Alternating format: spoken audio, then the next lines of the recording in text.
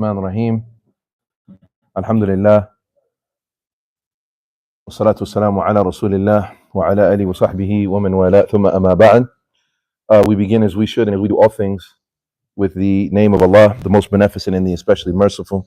And we ask Him and Him alone to send His peace and blessings upon our dear and beloved teacher, leader, and guide, and the best of examples, Prophet Muhammad, sallallahu alaihi wasallam, upon his pure family, his good companions, and all of those who would attempt to follow in their footsteps until the day that we meet our Creator. Allahumma ameen. As what follows. So inshallah, assalamu alaikum wa rahmatullahi wa barakatuh. And, welcome everybody. Alhamdulillah. We, like mentioned last week, just are rounding off, getting to the end of the book of Ad-Da'wa Dawa, or the sufficient answer. And subhanallah, before I jump into the book, I just want to remind us that what we are doing here, seeking knowledge, learning, reading the Quran, the Sunnah of the Prophet ﷺ, statements of scholars and luminaries of the past who dedicated their lives to looking into both of those two said sources and then trying to extract and illuminate for everybody else, for those around them, those that would come after them, their students, their families, their loved ones, the community, the ummah at large. That is the legacy that we are trying to follow behind and benefit from, and that this seeking knowledge, learning our deen, and trying to remove ourselves from simply being people who were either born Muslim or simply people who were, like I said, born Muslim and take our Islam for granted, or embracing Islam and after some years thinking that khalas, I got it now, alhamdulillah, I'm on the right track, I'm good, and that's enough. And ultimately what I mean is like not becoming stagnant in our faith and in our deen. And this is something that is so vital and important. And one of the things that help to motivate us and to keep us going is to remember that what you are doing is ibadah. It is an act of worship. So although you're not standing right now and prostrating or bowing or making dhikr, right, with prescribed dhikr, right, astaghfirullah, a'udhu billah, or any of, the wurud that you might have in a day, make no mistake, what you are doing is an act of worship.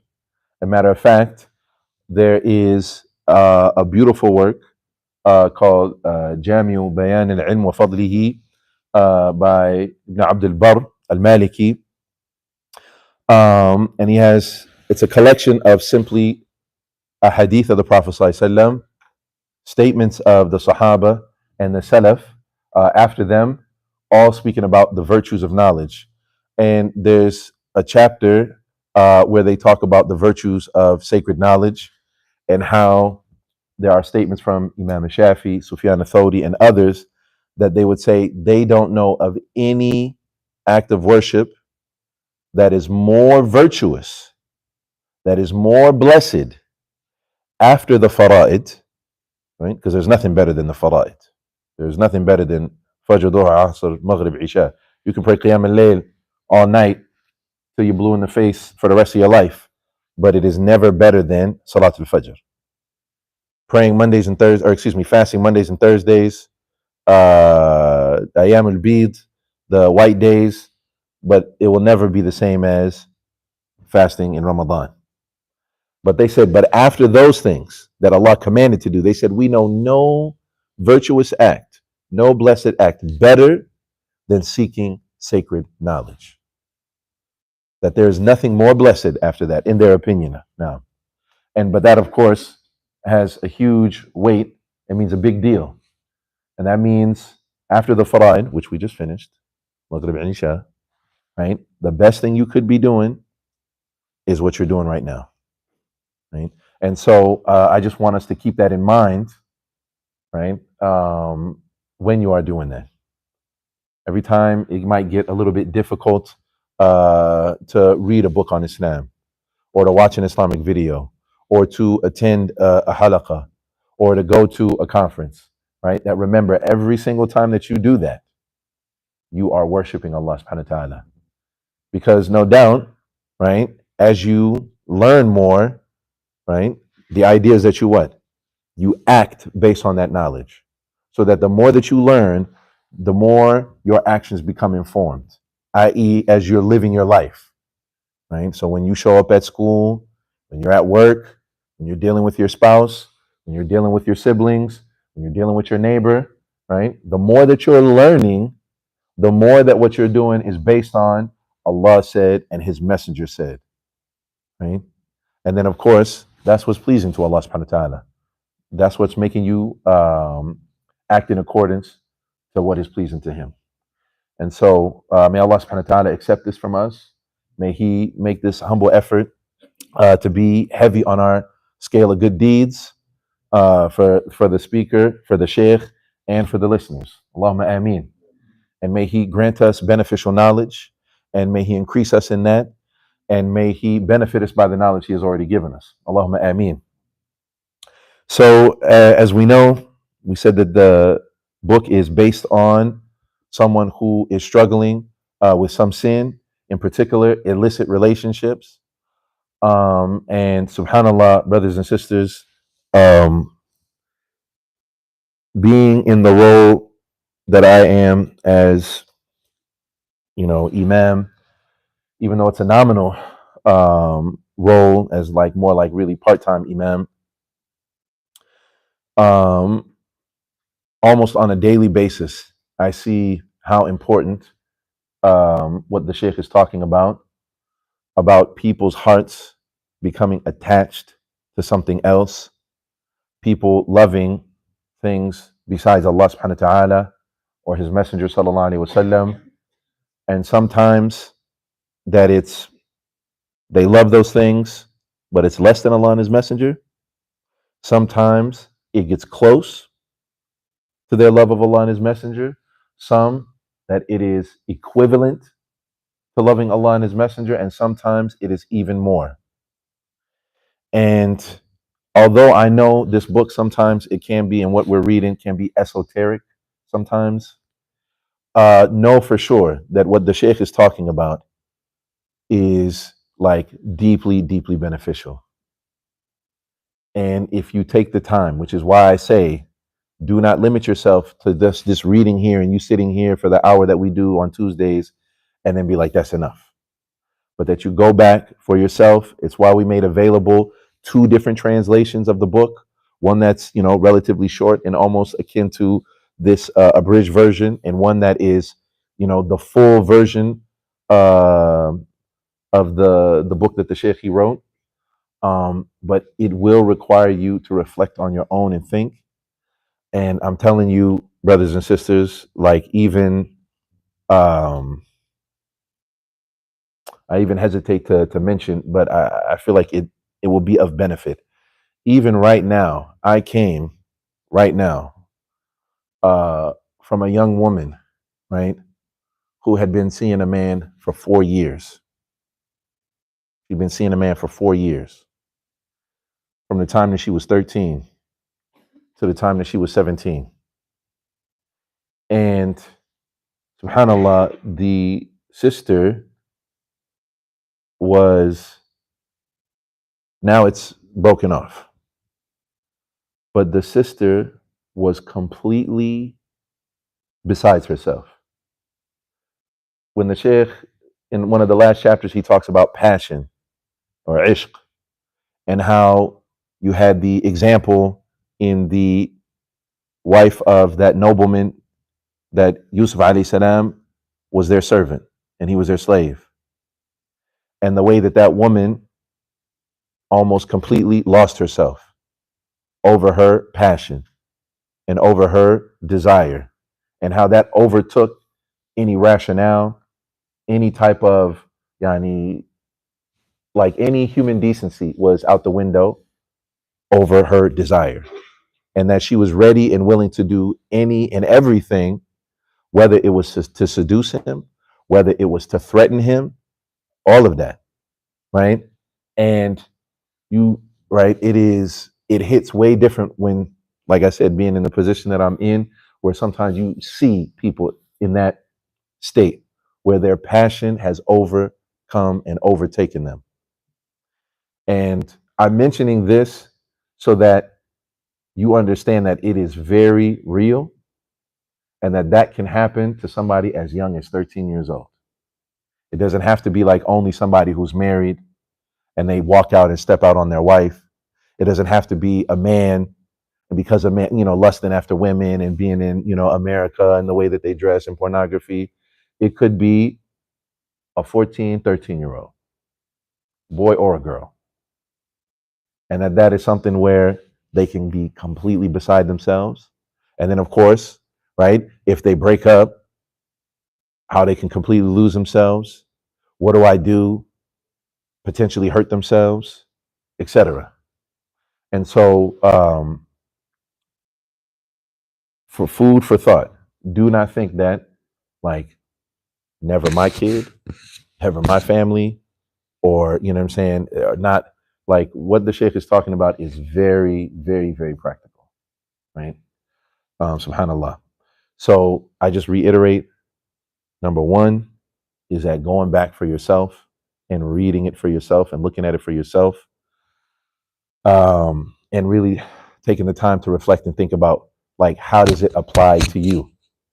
And that's really what a part and parcel of what you're doing every time you're learning Islam, whether you're studying Aqidah or fiqh or hadith, um, is that you should be thinking about when you read an ayah of the Quran or you're reading something like this or you're reading a hadith of Prophet ﷺ, and you learn the ahkam, the rulings of it, the understanding of it, and so on, and all the technical matters related to it. But you should be thinking about, how does this apply to me? What does this mean for me? What does this mean I got to do, or I got to say, or I have to abstain away from? Don't look at it like you read it or you attended the class and you were like, that was really interesting. Yeah, I studied that book and I read that book and I'm familiar with, the content, right? But you're still like separate and divorced from it. It's almost like when you took math class back in the day when you were a kid and you're like wondering, like, what does this do for me? I don't understand, teacher. I'm studying and learning this stuff, and a good teacher, right, would be able to make that connection for you, right? Look, this is going to benefit you when you get a job. This is going to benefit you in your life, so on and so forth. And may Allah help me to be able to do that. But nonetheless, I want you to not try to absolve yourselves of taking for yourself and benefiting for yourself, right? And not limiting yourself to this. But it is very, very real. Allah understand. So, anyways, the chapter we're going to start on today, there's only about really 3 fusul left, or 3 chapters. And this one is Dawa'u Ishq Asur. So he talked about having passion and almost essentially describing this type of impermissible love that crosses the boundary of a healthy, necessary, needed love between you and Allah subhanahu wa ta'ala, between you and the Prophet sallallahu alaihi wasallam, and that love of Allah has a place in your heart that nothing else reaches. That there is this quarter, that there is this place in your heart that only Allah dwells and nothing else. And that somehow, if some way, something else somehow gets in there, then you are now crossing a boundary that of this passion, that because essentially what happens is Allah, who's supposed to be your ultimate beloved, which means you would obey him, because that's what that love translates to, is that I will do whatever my beloved tells me, whatever pleases him, whatever satisfies him, whatever makes him happy, I willingly will do for my beloved. That's Allah, right? And anything that gets close to that, you are now doing what? Now there has to be a share of that obedience for your that other beloved.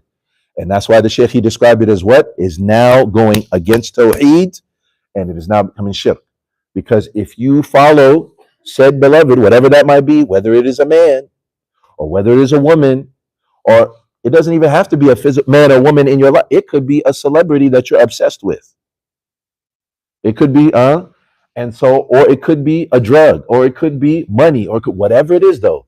If you start coming so passionately in love with that thing where you start obeying it contrary to Allah, this is now shirk. And so that's where it was exemplified, or in the story of Yusuf with that woman, and then also with homosexuality, right? Because those are the two that are mentioned in the Quran, where that passion and that desire it drives them to do things غير معقول, that ultimately really is against their own self-interest. So now he is answering, okay, then what is the remedy for that? Now we mentioned, I want to say 7 from the lessons of Surah Yusuf, and we shared, if I'm not mistaken, the tafsir of Sheikh Sa'di in the lessons that he extracted from that. So if anybody wants to remember that or go over that, check it out. It's in the WhatsApp group, right? The book. But now Imam Ibn Qayyim is going to mention some, because what I mentioned was the benefits were outside of what Imam Ibn Qayyim was saying, but he's going to mention about 4 or 5 things that are a remedy to someone having this passion, and what they need to do practically in order to face that head on, and try as best they can to get rid of it from their heart and their mind and their soul, so that only Allah subhanahu wa ta'ala is their ultimate beloved. But there's some practical things they can do, inshallah. So he says, قال المصنف رحمه الله نفعنا وإياه بعلمه في الدارين اللهم آمين. فصل دواء عشق الصور ودواء هذا الداء القتال أن يعرف أن ما ابتلي به من هذا الداء المضاد للتوحيد إنما هو من جهله وغفلة قلبه عن الله، فعليه أن يعرف التوحيد ربه وسننه وآياته أولا، ثم يأتي من العبادات الظاهرة والباطنة بما يشغل قلبه عن دوام الفكرة فيه، ويكثر اللجاء والتضرع إلى الله سبحانه وتعالى في صرف ذلك عنه، وأن يراجع بقلبه إليه. وليس له دواء أنفع من الإخلاص لله، ومن المعلوم أنه ليس في عشق الصور مصلحة دينية ولا دنيوية، بل مفسدته الدينية والدنيوية أضعاف ما يقدر فيه من المصلحة، وذلك من وجوه. So he says, the remedy for this deadly poison of having some type of love or passion in your heart for something other than Allah. And remember, it does not necessarily have to be a man or a woman, right? And, illicit relationships. Again, it could be money. It could be bloodlust. It could be power. It could be status. It could be adulations and recognition.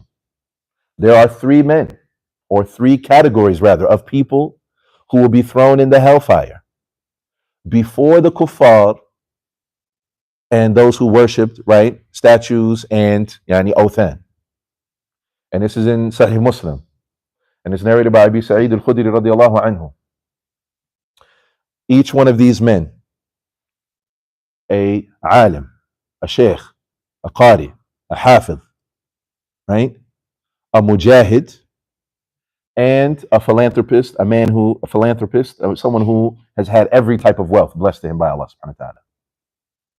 They'll be brought in front of Allah subhanahu wa ta'ala, and the blessings of Allah azza wa jal will be mentioned to them that they had been blessed with in the dunya. They'll acknowledge those blessings, all 3 of these men individually, or these people. And then it will say, فَمَا عَمَلْتَ فِيهَا. And the first one will be the alim, the hafiz. And he's going to say, and they're going to say, it was going to be said to him, what did you do with what Allah blessed you with? The intellect, the knowledge, the ability to memorize, to explain, to elaborate the writing that you did, the time that you dedicated, all of that Allah blessed you with. What did you do with it? And he's going to say, قَرَأْتُ فِيكَ. I did it all for your sake, O Allah. I read and I recited for your sake. I made da'wah for your sake. I called and taught for your sake. I enjoined the good and forbade the evil for your sake. All of that I did for your pleasure, O Allah. And it's going to be said to him, كَذَبْتَ وَلَكِنَّكَ قَرَأْتَ لِيُقَالَ أَنَّكَ قَارِئ. You're a liar. You are lying. That is not why you did it. There was something else in your heart that you wanted more than anything else. And what is it that he says? He said, قَرَأْتَ لِيُقَالَ. You simply did it so that people will say, أَنَّكَ قَارِئ. MashaAllah. Look at their recitation. It's so beautiful. Look at how, mashallah, he's such a big alim, such a big sheikh, he's so wonderful, he's so great. For the adulation, for the congratulations, the pats on the back. That's why he did it. فَقَدْ قِيلَ. And it was said, فَصُحِبَ عَلَى وَجْهِهِ حَتَّى أُلْقِيَ فِي النَّارِ. And then that person's going to be dragged in their face and thrown in the hellfire. And the same for the person who's a mujahid, right? فَمَا عَمَلْتَ فِيهَا. What did you do with, right? The uh, the tactical mind that you had, the courage that you had, the prowess in battle that you had, all of the different things that you did, your athleticism, you know what I'm saying, your ability, all of that. What did you do? قاتلت فيك. Oh Allah, I fought for your sake.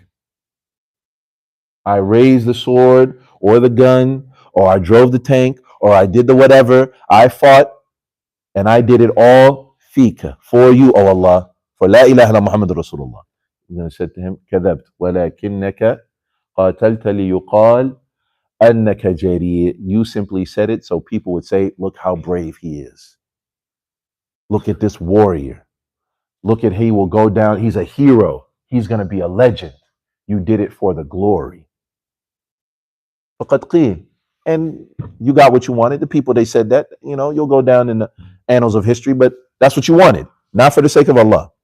فَصُحِبَ عَلَى وَجْهِهِ حَتَّى أُلْقِيَ فِي النَّارِ. And then the same for the philanthropist. He was blessed with every type of wealth that he could spend in. Comes brought in front of Allah, all the blessings, he acknowledges them, and the same thing. The point here is that what though? Each one of these people, each one of these men, they had something that they wanted more than anything else, and that was recognition. So my point is what? Now, there wasn't a woman that they loved more than anything else. It wasn't a statue. It wasn't a little Buddha or a Shiva or some idol, right? But it was what people said about them. That recognition more than anything else. And so don't ever think like when they talk about like from this book that it just means, astaghfirullah, somebody committing zina or this or that. Right? Allah subhanahu wa ta'ala mentions in the Quran, أَرَأَيْتَ مَنِ اتَّخَذَ إِلَهَهُ هَوَى. Have you not seen the person who they took their own desires as their God? Hedonism. That they say there is no God, I am my own God. And I do whatever I want, whenever I want, however I want. Right? And Allah described it as what? He described that person essentially surrendering to their own ego. He called it that they took their ego as a what? He said, Ilah. They took it as their God. And again, the point is what? It's not a statue. It's their own ego, but nonetheless, Allah called it a what? He called it a God, an object of worship. And it all comes from what? From them obeying that thing. And so the Shaykh here, he says it is a deadly poison. And you need to know that it is what you're being tested with, the questioner, what they're being tested with, right? This is a poison that is the opposite. It is antithetical to Tawheed. He said, Mudaddi li Tawheed. It is antithetical. It is the opposite of Tawheed. Because that love is only for Allah. If you give it to anything else, now you're somewhere else. Subhanallah. He says, إِنَّمَا هُوَ مِنْ جَهْلِهِ. But he said it comes from, though, ignorance and heedlessness in your heart of Allah subhanahu wa ta'ala. I.e., you don't, يُقَدِّرُ اللَّهَ حَقَّ قَدْرِهِ. You are not, Allah doesn't have the status that He deserves in your heart, and that is due to ignorance. And as the Prophet ﷺ, right, he called ignorance a poison as well. He said, al-ay, right? Ignorance, right, is a disease. And he said the cure for that is to ask, right? So ignorance and the ghafla, heedlessness, like not being careless and cavalier about your relationship with Allah and His role in your heart, which ultimately translates to His role in your life. So he says that's the cause of it. Ignorance and being heedless of Allah subhanahu wa ta'ala and just really who He is. So he said, so you have to go back to فَعَلَيْهِ أَنْ يَعْرِفَ. So it's on you to know the oneness of your Lord, right? Right? And not only that, but His way. وَسُنَنَهُ وَآيَاتِهِ أَوَّلًا. So you have to get to know who Allah subhanahu wa ta'ala is, recognizing Him, His greatness, His magnificence, his favors upon you and in your life. And not only that, but looking and reflecting on his signs, right? And Allah subhanahu wa ta'ala, he tells us this in the Quran in numerous places, but just some of them. For example, Allah subhanahu wa ta'ala says, إن في خلق بعد أعوذ بالله من الشيطان الرجيم إن في خلق السماوات والأرض واختلاف الليل والنهار لآيات لأولي الألباب الذين يذكرون الله قياما وقعودا وعلى جنوبهم ويتفكرون في خلق السماوات والأرض ربنا ما خلقت هذا باطلا سبحانك فقنا عذاب النار. And this is from Surah Ali Imran, ayahs number 190 and 191. And in it, Allah subhanahu wa ta'ala said, indeed, in the creation of the heavens and the earth, وَاخْتِلَافِ اللَّيْلِ وَالنَّهَارِ, and the differing between the day or the night and the day. Indeed, these are signs for those people who are albab, yani people who have sense, people who think, people who use their mind, people who don't blindly follow, people who, right, think for themselves. And they don't just see something, right, whether on television or on social media, and they just take it wholesale, but that they reflect and think. And of course, what do they reflect and think about? If you have sense, if you're able to look through all of the material things of the dunya, and you look at those things that we living in the city or even sometimes in the suburb are so oftentimes removed from, simple things as the forest, the rivers. Aren't we in the land of 10,000 lakes? The sky, the sun, the moon. These things that when we wake up every day, we take for granted that they're just going to be there and we're going to be able to enjoy them and partake of it or whatever, but never stop and think, right? We'll stop and look at a painting. We'll stop and look at, you know what I'm saying, a dope car or a nice ride or whatever and be like, yo, look at that. Wow, mashallah, man. Yo, whoever made that, right? Or some nice clothes or taste some good food or whatever, but never stop to think about where all of that comes from, right? Like we said, like something like when you ever be driving and you get into an open space and see when there's no buildings around and you see how massive the sky is, like when you get to drive like towards the countryside or you drive further up north and it's just farmland and you can see like how vast and expansive the sky is, where you stop and think like, subhanallah, the same one who made all that, right, this seemingly endless blue sky, also made something as small as a mosquito and its wings, or a fly, or an ant. The same one who made that made this. And the same one who made those two things made the sun. That's more than what, 93 million miles or billion miles away from the earth, right? Yet it heats us up. And if it moves just a little bit when the earth rotates, right? And because it's on its axis, you're a little bit further away, then all of a sudden it gets what? It gets cold. And how Allah subhanahu wa ta'ala did that all perfectly. Or how the night and the day, how they alternate, and how everything is covered when it's nighttime. Or how everything, right, is illuminated by the day. And there's only one being who's done all of that. The air that we breathe, the eyes that are in our head. Allah subhanahu wa ta'ala said, if you have any sense, you would think about that. Because when you think about those things, how beautiful they are, how magnificent they are, how great they are, how crazy it would be if those things were to go away. If there was no sun, or if there was no night, and it was only day all the time, what that would be like. And then, of course, when you think about how magnificent and great those things are, those creation are, it should lead you to think about how great and magnificent is the one who created and made them. That's the point of reflecting and thinking about when you look at the creation of Allah subhanahu wa ta'ala.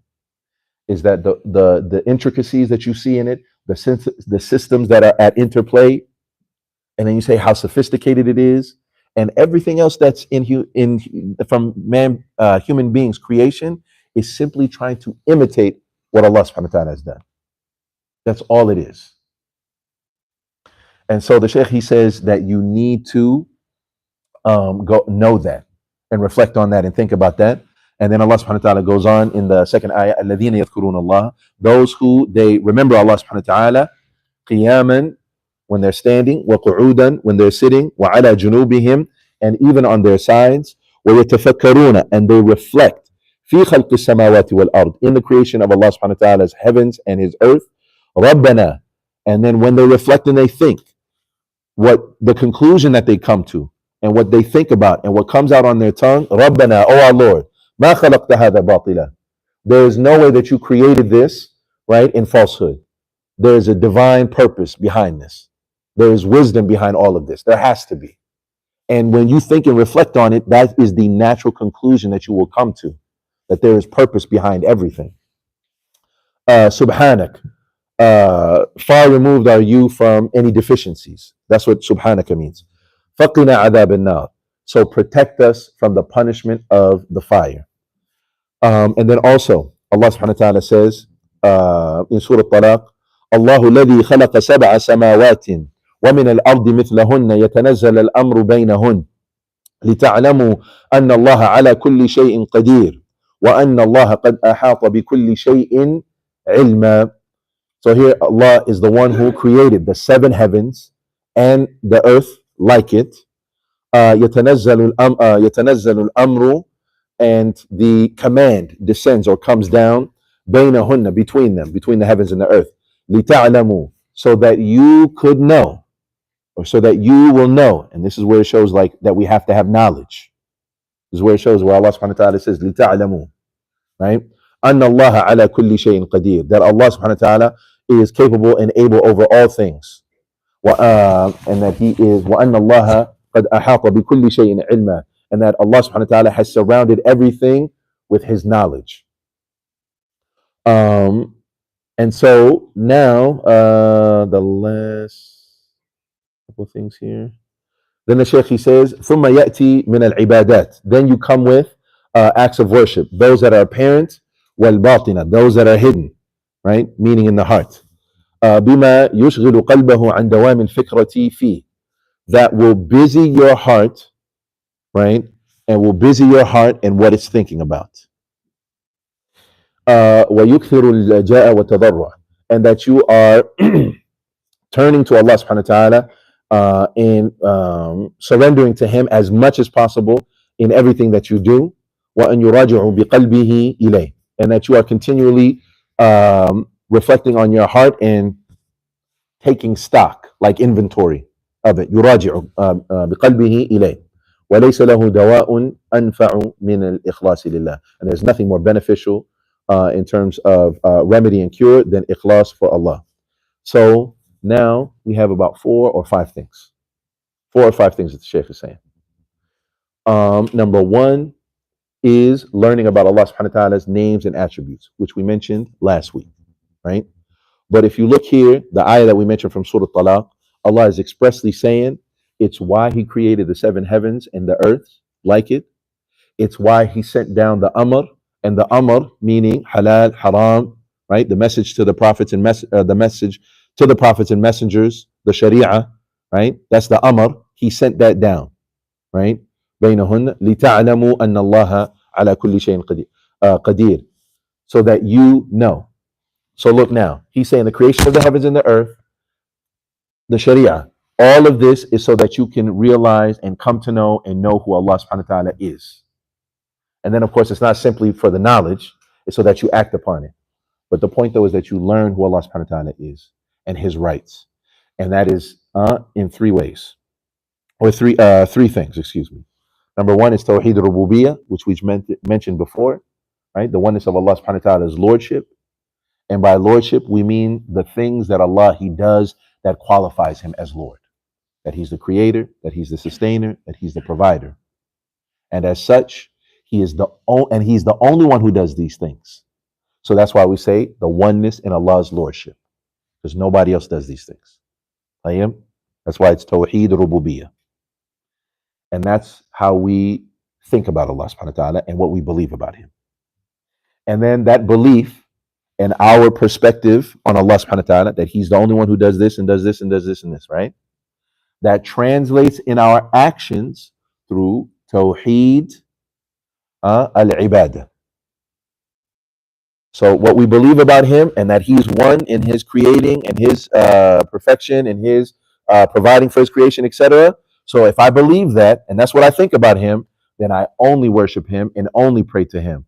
That is the only logical conclusion.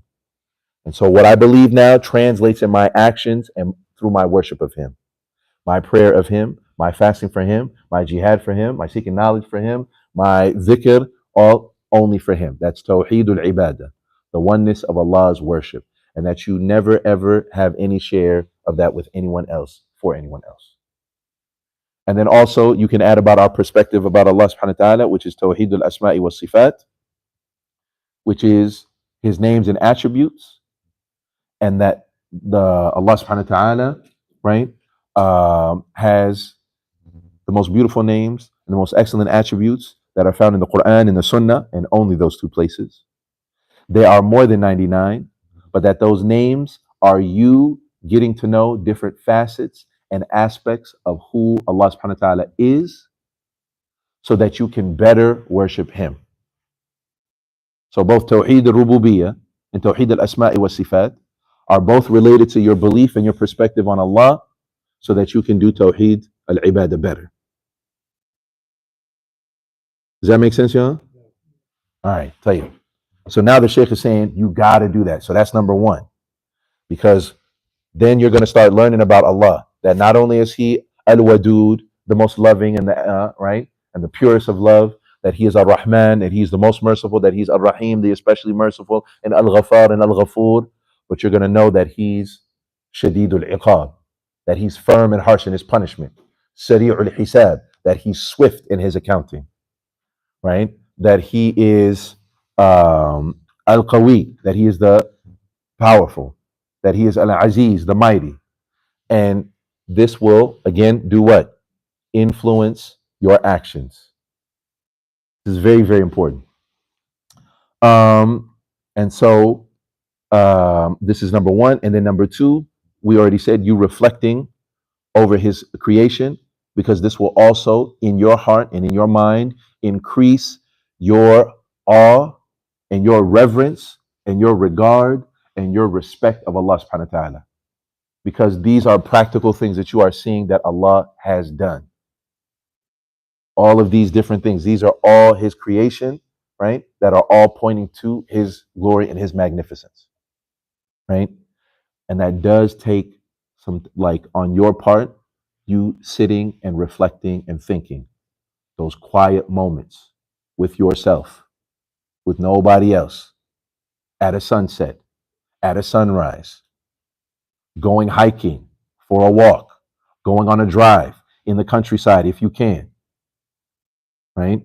But I'm saying that's something that will especially drive those things home for you, right? Because it's away from so many other things, but especially in those private moments. Thirdly, right, is also busying yourself with ibadah, right? Now, that can translate differently for different people. Aside from the common denominator, we all have the 5 pillars of Islam. All of us got to do that. But then to busy yourself, that might be with dhikr, that might be with prayer, that might be with you volunteering, right? But be not having a bunch of idle time where you're just chilling and you're just kicking it and you're just hanging out.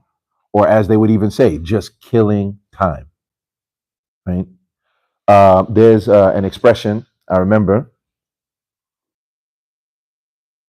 says, idle hands do the devil's work. Idle hands do the devil's work. Yani, there's nothing more corrupting, right, than a young person who's got a bunch of free time, and especially if they got money. That is a dangerous combo for young people. If you got a bunch of free time, you ain't playing soccer, you ain't doing judo, you ain't doing jujitsu, you ain't on a basketball team, you don't have a part-time job, you don't volunteer, you don't volunteer at a soup kitchen, you don't teach at the mesh, like you don't do nothing and you got money. That is a dangerous combo for young people. But having a bunch of free time. And this is one of the things that Allah subhanahu wa ta'ala will ask you about on Yawm al-Qiyamah. The Prophet sallallahu alaihi wasallam, he mentions there are 5 things that the son of Adam will be asked about, and their feet will not move before they are asked about those things. And one of them is your free time. What did you do with it? And also the Prophet alayhi salatu wasalam, he mentions ni'matani maghbugun fihima kathirun min an-nas sihhati wal faragh. He said there are 2 tremendous blessings that so many people take for granted. Their good health, meaning before you get sick, and your free time. And unfortunately, the society that we're in, right, very much pushes that. You're young, you have a bunch of time. You're young, go ahead and, have fun, right? And they say that not only in middle school, not only in high school, even in college, they're telling you you're young. I guarantee you, if you said to most non-Muslims, if you said somebody was 24, 22 years old, said he was getting married, they would, why? Why would you do that? You're so young. You have so much, right, to do. You got so much time. And this is something that should not be, right, the habit of a Muslim. And unfortunately, that's what we're often looking at is we have a few responsibilities, school or work, and even people, even not young people, where they have just school and work, and then they have nothing else that they're doing other than scrolling, watching, chilling.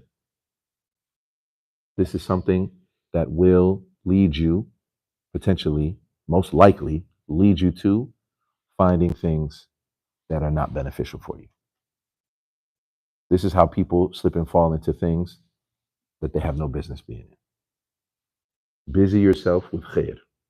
Busy yourself with good, whether it's ibadah, whether it's Quran, whether it's teaching, whether it's volunteering, whether it's, right, but be busy with something, right? And the Shaykh, he says, both ibadat al-zahira, those that are, right, open and apparent, or al-batina, right? And by batina, he means like acts of worship of the heart.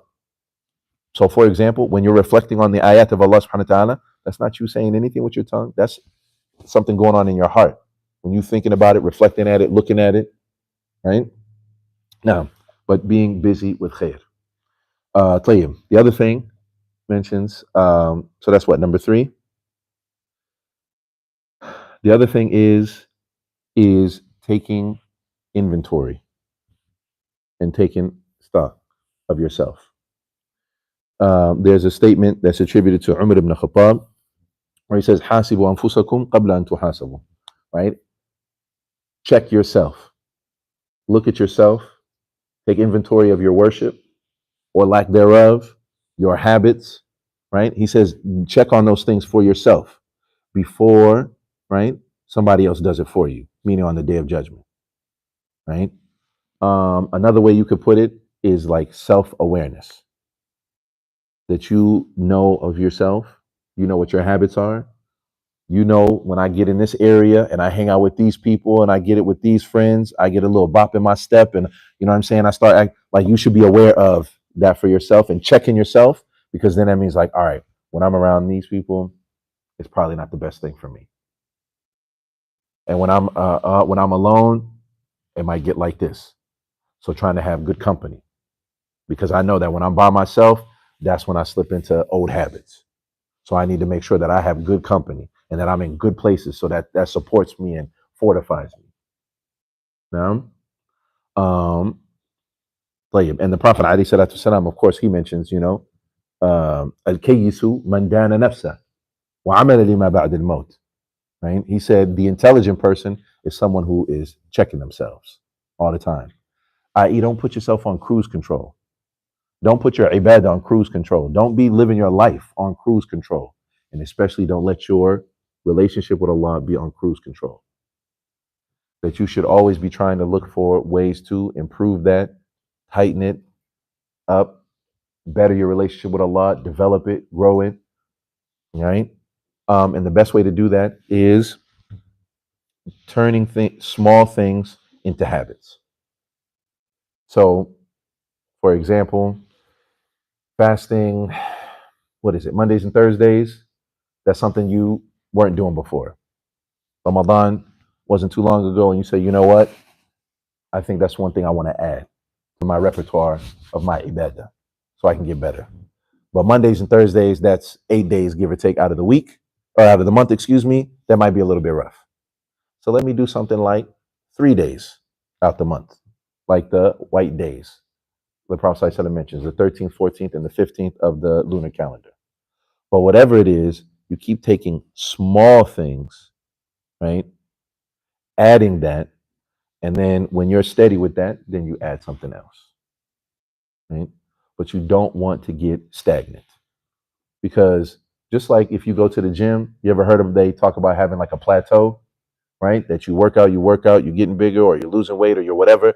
And then there's going to be a point where the same amount of exercise, the same time and the same days you go, you don't have the same results. It's not as much as before. You have to do what? You're going to have to switch it up and you're going to have to do a little, or you're going to have to go and do a little bit more. You got to push yourself a little bit more. Similarly with your ibadah, sometimes you might feel like I'm getting stagnant. That means you got to do what? You got to do a little bit more. You got to add something else. But the point is, but make it a habit, make it consistent. Now, play. And then the last thing he mentions, that'll be number 5, is having ikhlas, right? Is making sure that you're not doing it for anybody else, making sure that you're not, looking for the approval of anybody else, that is something between you and Allah subhanahu wa ta'ala. And what will especially help here is that you have some type of secret good deeds that you're doing that nobody, not even mom and dad, or Abo and Hoyo, or mom and Baba, or your husband or wife, that they know about. But have some type of secret good deeds that you have that nobody knows about. And it's even mentioned that some of the Salaf, what they used to do is they would fast, right? And we're talking about extra fasting. But what they would do, so nobody knows, they would leave in the morning with bread. So when they're walking in the market, people think that they're what? That they eaten that day, right? That they were eating. And they simply did that so people didn't know. But that's the extent that they went to, just to make it seem like to keep it that it's just between them and Allah subhanahu wa ta'ala. And it could be something as simple as you give $2 every week to the masjid. Or every time you stop at the corner, and those people will have those signs that are all dusty and dirty, and it says, God bless, anything helps. I'm a veteran, right? Homeless, whatever. You say, you know what? Every time I'm gonna give them some food. I'm gonna give them food. Every time I see that dude every week at this light on my way to work or on my way home. And I'm gonna do this every time. I'm gonna give them something. But again, something that people don't know about, right? Which again is kind of hard because nowadays everybody wants to put something online on social media or whatever, right? But again, have something. No, I'm saying.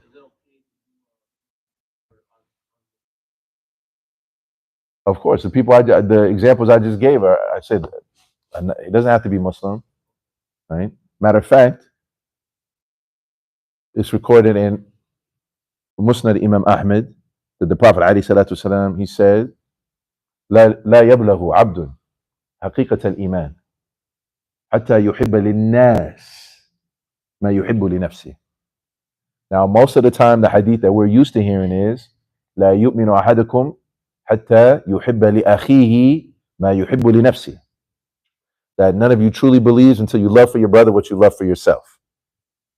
Now, this other hadith that I mentioned first, the Prophet ﷺ, he said, a servant will not realize or actualize true faith, haqiqat al-iman, the reality of faith, until they love for the people. And he didn't say the Muslims. He didn't say for the mu'minun. He said until they love for the people what they love for themselves. And we all know that to be the what? The golden rule. Everybody, finish after me. Treat others how you want to be treated. Look at the Prophet ﷺ, he said it's even deeper than that. You're not going to actualize, really be a for real believer until you care about other people. And he didn't say just the Muslims. He said until you care about people, human beings.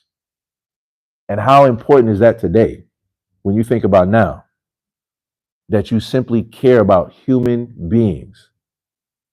Like when you see on the news right now and people arguing about, well, said country has the right to defend itself.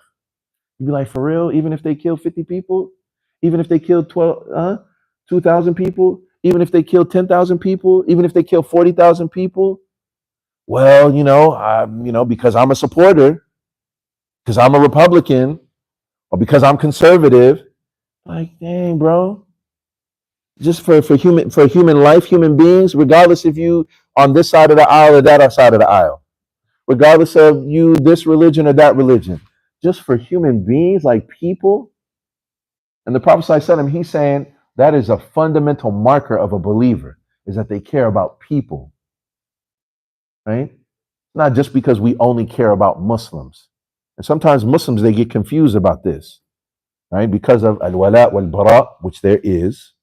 That is a fundamental part of our aqeed and our belief, that there is an allegiance and a loyalty and a support and a love that is for the believers and exclusive for the believers. And then there is an enmity and an animosity and a distancing from those who are the enemies of Islam and for the non-Muslims. That is from Islam.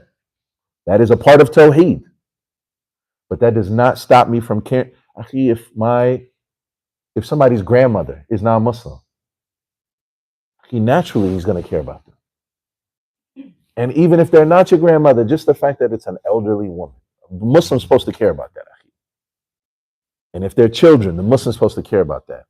And if they are vulnerable, the Muslims are supposed to care about that, irrespective of they're Muslim or non-Muslim. And we see how today, how people can throw that out the window, for all kinds of interests. Wa alaikum assalam wa barakatuh.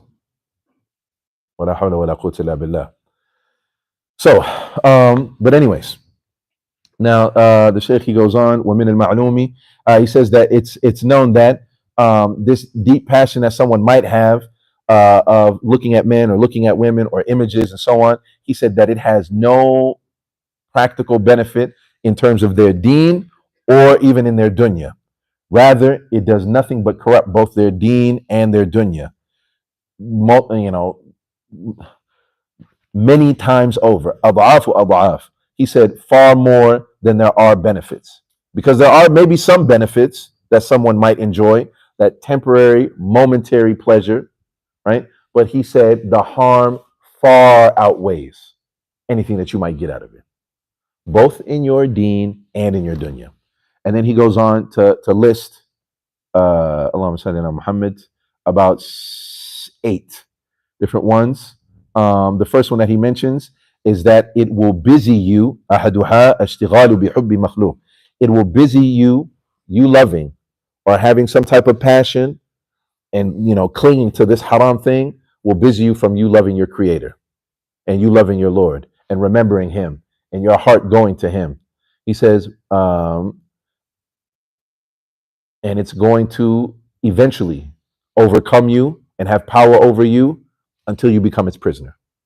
Secondly, he says, عذاب قلبه بمعشوقه فإن من أحب شيئا غير الله عذب به ولا بد. He said, now the second thing is, it will punish you in your heart. Because when you love something equal to or greater than Allah, you will be punished by that thing. And it must happen. He said, ولا بد. ثالث أن العاشق قلبه أسير في قبضة غيره يصومه الهوان. He said this, whatever you are passionate about and loving and attached to, he said you will become its prisoner and you are in its grip, right? And there's nothing you can do about it, right? And again, that is exactly what happened to that woman that's mentioned in the story of Yusuf alayhi salam, right? That, no, Imra'atul Aziz, no, this so-called noble woman, no. Allah musta'an. So anyways, الرابع, number 4, أنه يشتغل به عن مصالح دينه ودنياه. It will essentially busy you away from being busy with things that will benefit you in your deen and in your dunya, right? And the best example of that is somebody who is addicted to drugs, right? That is the most practical manifestation of that happening. When someone, and that's actually how they determine if somebody is an addict, right? Is when they start making choices against their best interests, when they start cutting off friends, when they start doing things that are hurting them, and they do it anyways, right? They see their life falling apart and they can't stop, right? That is someone who is, right, a prisoner, right, to that. Wa'iyadhu billah. But essentially, it does what? They stop caring about their job. They start caring about their relationships. That's why they're cutting themselves off. They might lose their job, and they still keep doing it anyways because that becomes that's all that matters for them. والعياذ بالله. خامس أن آفات الدنيا والآخرة أسرع إلى العشاق والصور من النار في يابس الحطب. وأنه إذا تمكن أن آفات الدنيا والآخرة أسرع إلى العشاق الصور من النار في يابس الحطب. آفات. How will we translate that, Shaykh? أن آفات الدنيا.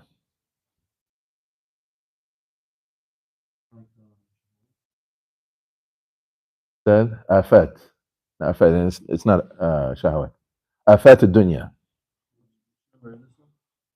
Number 5. It says all the elements of this world come rushing towards the heart, which is Yes, and it's like, and it burns up the heart faster than dry wood.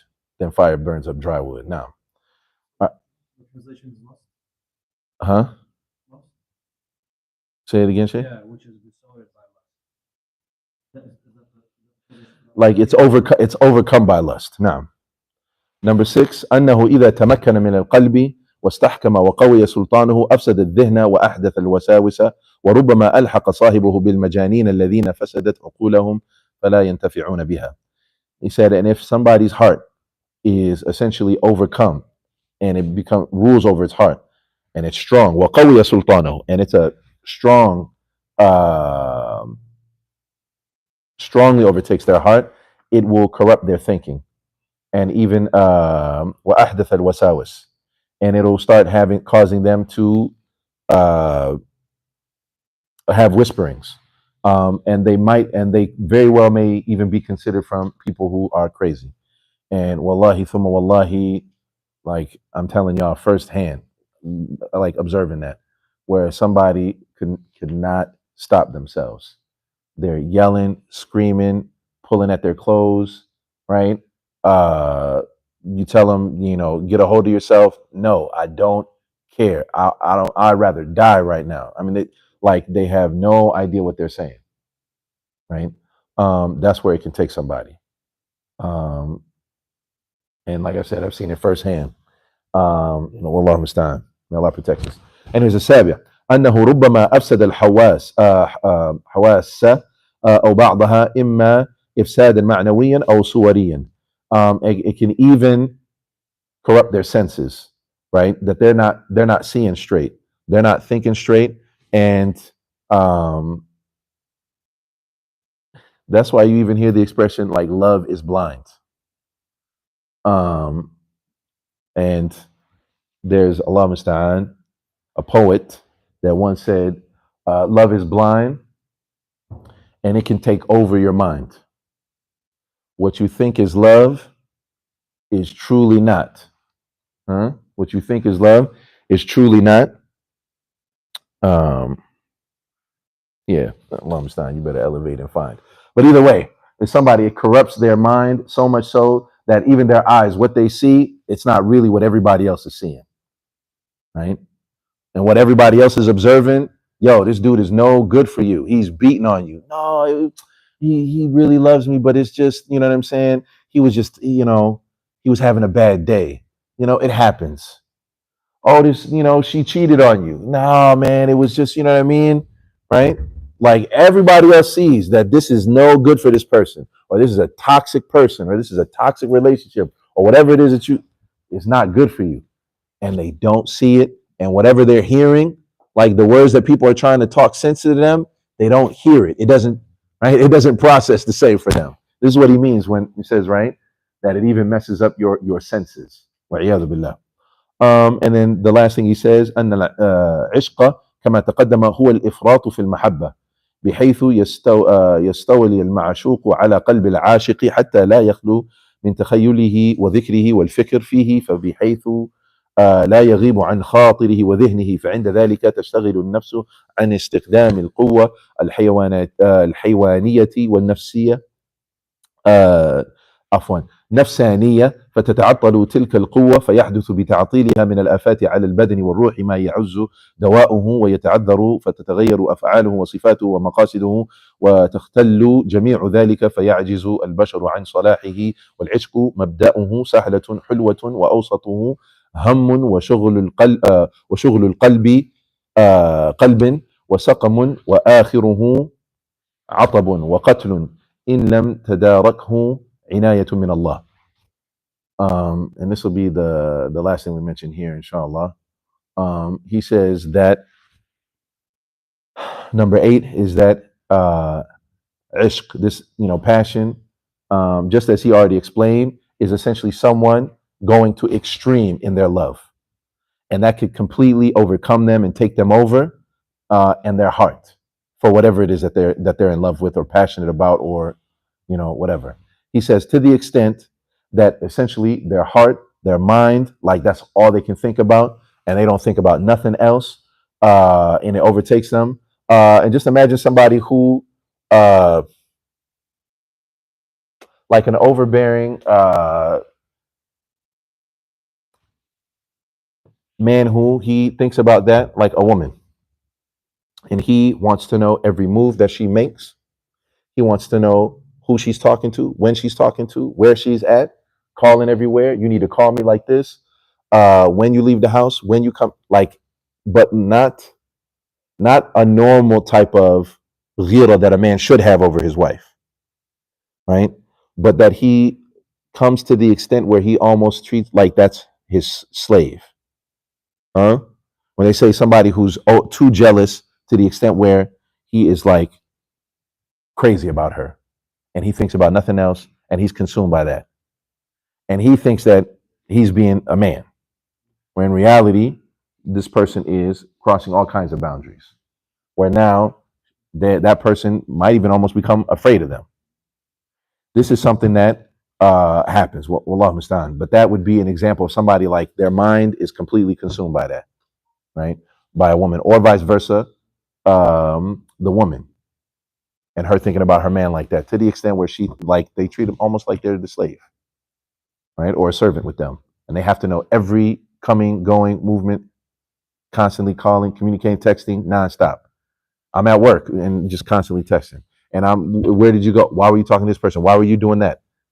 Again, where they're just completely consumed. And he says they use every power that they have, right, over that, and it completely takes over them. Al-Muhim. And he says when someone is passionate about something, in the beginning, it's easy and sweet. And in the middle of it, it becomes وَأَوْسَطُهُ هَمٌّ وَشُغْلُ قَلْبٍ وَسَقَمٌ.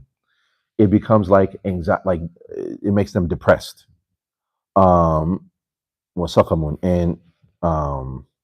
and completely down. وَآخِرُهُ عَطَبٌ وَقَتْلٌ. And the end of it, if somebody completely surrenders to it and they're not stopped, or they don't stop themselves, it could kill them.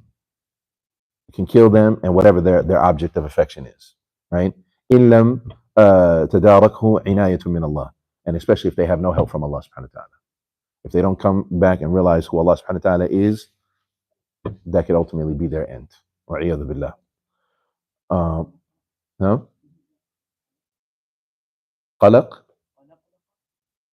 I'm not sure what qalaq is. I know what qalaq is, right? That's like some type of extreme confusion and like almost being like lost. Huh? No. He said something else. He said qalaqlaqa. No, Allahu a'lam.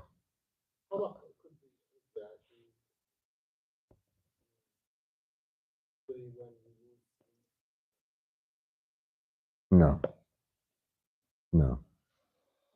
But at any rate, we're going to stop here. وصلى الله وسلم على نبينا محمد وعلى آله وصحبه أجمعين وآخر دعوانا الحمد لله رب العالمين. And inshallah, we only got four pages left. 4 pages, inshallah. But brother, do you mind just stopping this real quick? I did want to also say